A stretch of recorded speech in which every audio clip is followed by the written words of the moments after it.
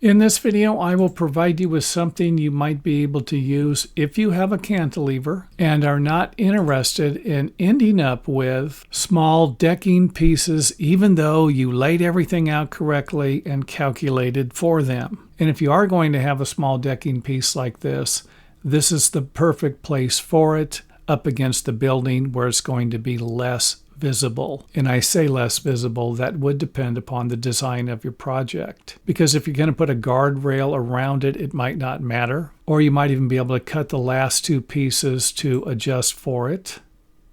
But if you do have a cantilever, then all you need to do is start from this end here, work your way over to here, and then just simply do not install the rim joist or cut the cantilever joist. You don't need to cut them yet. You can cut them before you install either the last piece or the last two pieces, because it's not uncommon to end up with boards that either have different widths or you might not have calculated the gaps correctly. I'm not about to suggest that you need to use this method. If you build decks all the time and you know exactly where it's going to end up, great. If you don't, then just simply lay the decking boards where they're going to go and then deduct for the width of the ledger. And then you can mark the rest of the decking joist accordingly, nail the ledger on, and install the last boards to complete your deck. And thanks for watching. If you enjoyed the video, let us know by hitting the thumbs up button